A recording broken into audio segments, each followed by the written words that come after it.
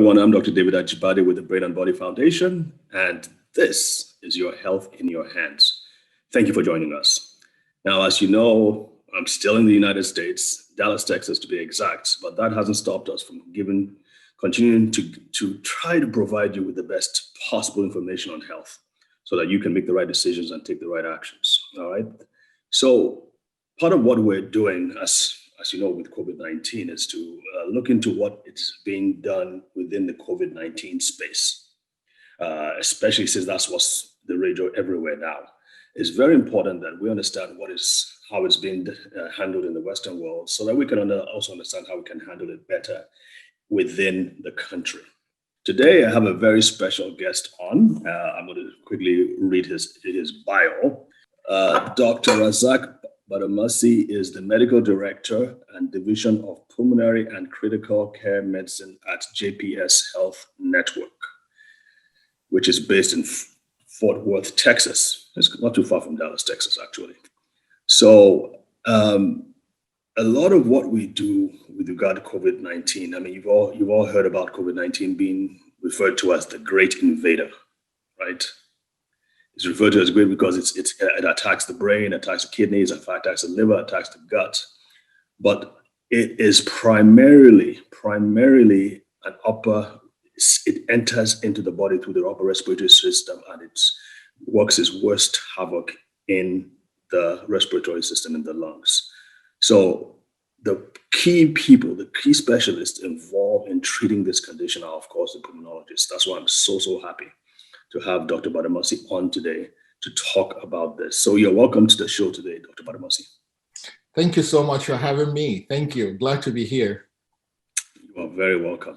So we're going to talk about a lot of things. Of course, vaccines, kind of separating hype from the media hype from what is actually happening, how different races respond to COVID-19, how your practice has changed since COVID-19 hit, and other things that might come along. But first of all, I want to ask you, have you had your vaccine? Oh, yes, absolutely. First in line, got it last week, actually.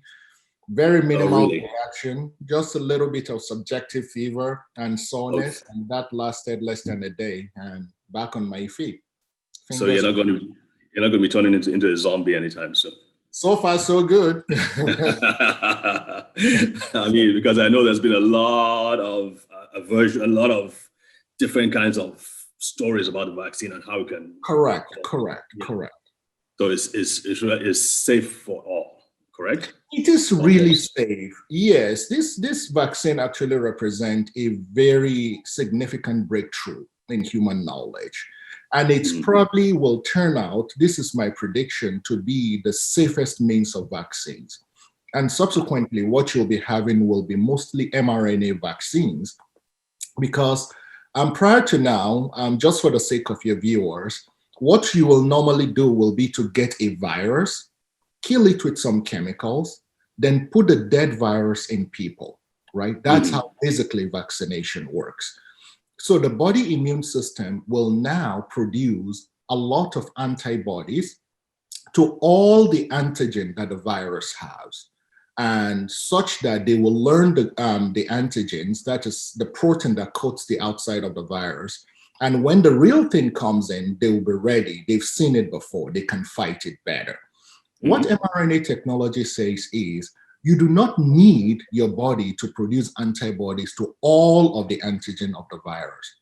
Let's just go into the genetic code of the virus. For example, this COVID-19 virus, it has about 29 major antigens. So the mRNA vaccine says, let's look for the most prominent of this antigen, the one that is most conserved, that is least likely to change, and let's look at the genetic code. Let's isolate it and let's inject it into people, such that our mechanism will learn that specific antigen very well and now produce a similar type of antigen without the whole virus, without the 28 other antigen complicating the whole picture, and produce effective neutralizing antibodies against that. So that way, if the body ever gets exposed to the virus, it will be destroyed. Now, the fear has always been with this vaccine. Will it change me? Every time people hear about genetic code, the DNA or the mRNA, people really get concerned, and appropriately so. I did have that concern. Will this mRNA vaccine mess with my own DNA? I don't want that, right? Because it can change my life down the road. Right. And the simple answer is it does not, because it doesn't even come close to where our DNA is stored in our cells, right? It just stays outside of that area. And the biggest challenge with the mRNA vaccine is not actually that it will get integrated. It is not stable. It gets destroyed within 24 hours. The body interprets the code, the mRNA gets destroyed. We only have the antigen that's been produced, and that is all. So it's called a non-integrating mRNA because it doesn't get into the nucleus and it is destroyed quickly. Now, for the long haulers, the other antigen, remember I mentioned there are about 29 antigens that this virus have. The other antigen, if you get the real infection, you produce antibodies against a lot of those other antigens that potentially could interact with your tissue. So these antibodies that you have to the vaccine will prevent that actually. It's a paradox. So still gives an edge to the vaccine.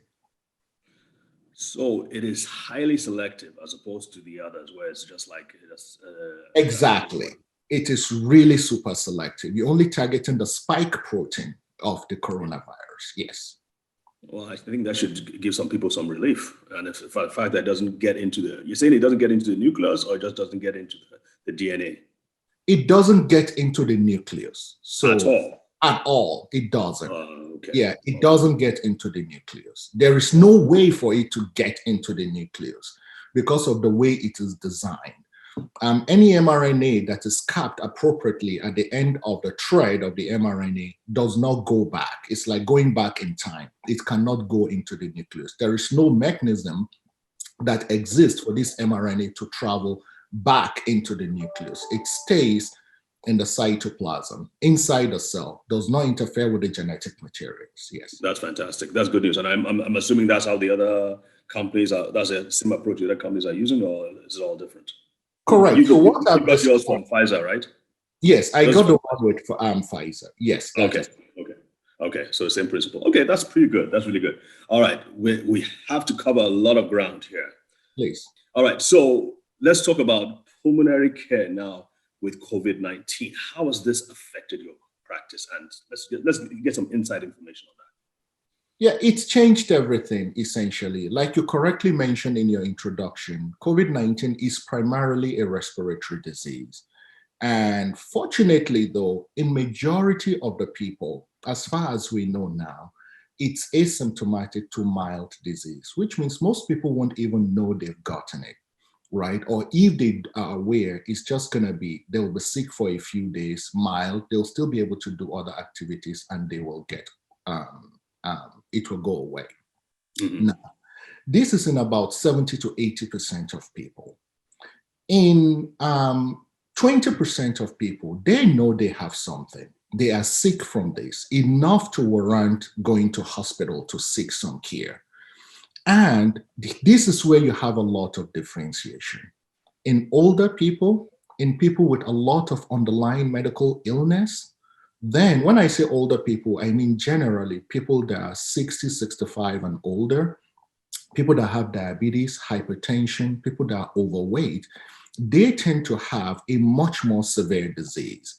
And that is when we get involved. They require oxygen, they require treatment, and you have a subset of these people that unfortunately will not respond to all the treatments that we have and will go on to develop respiratory failure related to COVID-19. And in those instances, they will require care in the ICU. And that is where really the rubber hits the road. 5% sounds small, right? But if you say 5% of 1 million, that's 50,000 people. Right, and in a country where already we are hitting 18 million, you can begin to see why this is a big problem. So those people that have respiratory failure come into the ICU. That's where you hear about mechanical ventilation and a host of other things that we're doing. So we have been extremely busy in terms of taking care of the 20% that seek care. A, to make sure that they don't progress from severe illness to respiratory failure. B, to recover those folks that do have respiratory failure, manage them as well and as aggressively as we can to make sure they do not die or develop severe disability from this. Now, there is another subset of people that develop severe COVID, which is unpredictable. I've seen people age range from 17-year-old, 22-year-old, mid-30s develop severe COVID without any comorbidities. These people are thought to have underlying genetic susceptibility to COVID-19. There is no way of predicting this. And increasingly, we are beginning to see more and more of this as this pandemic goes by. The What way do you mean? Hang on a minute. Increasingly, what you're seeing more and more people who don't have comorbidities, don't have the obvious signs. They're getting. I mean, why do you think that is so? I don't know yet. So I guess, again, with viruses generally, and I'm sure your listeners must have been hearing this also, the virus tends to mutate gradually over time. This happens Right. with every single virus, Yeah. Is that kind of like, am I seeing this just, is this just an aberrant view from my part that is not generalized to every other institution? Possibly. But we are kind of like seeing a trend where in our practice, we're seeing relatively young people come in with COVID. And it may be because, okay, now prior to now, there was lockdown, everybody was away, then the colleges opened, then you have a lot of young people go to college, the universities, they start mingling again. A lot of them fall sick, then you start seeing a lot of young people coming. So that is the general trajectory, but still the overwhelming majority of people with severe COVID requiring hospitalization are elderly and people with comorbidities. That is people that have underlying medical problems to start with. Got it. Okay, Doc, we are going to have to take a short break here and then we'll be right back. So stay tuned, folks. We will be right back. All right.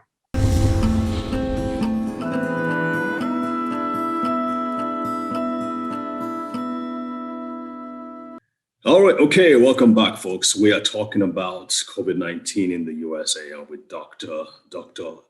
Razaq Badamosi, a good friend of mine. Okay. So, Doc, let's talk about the races, the Black race as opposed to the whites and the Hispanics. What we heard a lot about during this whole COVID-19 thing was that Blacks are getting hit much harder than the rest of the other races. And they are more severe. They tend to have a higher mortality. What has been your experience, and why do you think this is so? Yes, that's actually a very great question. So I do see that in my practice, that generally minorities in the context of this country generally have more COVID, more severe COVID. The statistics show that currently a little over 1 in 1,000 Black people have definitely died from COVID-19 since it started, which is a staggering number. Why is this so? There are two main reasons. It's not that Black people have some genetic susceptibility to develop COVID-19. No, it's really the long-term consequences of racial disparities in healthcare in the United States, which means there is a lot more diabetes, more hypertension in the Black communities, less access to care, which are all structural vulnerabilities that have been in place in this population, which COVID-19 now highlights. Remember what I mentioned about these other existing medical conditions predisposing you to a very severe infection. That's what we are seeing. Additionally, majority of folks in our Black communities really work in service jobs where they really have to go out and interact with people, and not necessarily in white-collar office-based jobs. So they get exposed more. And most of these jobs do probably not provide them with enough benefits or flexibilities that they can take time off while still getting paid. So all of those, so regardless of whether or not there is shutdown, regardless of the pandemic, they will have to go out and work.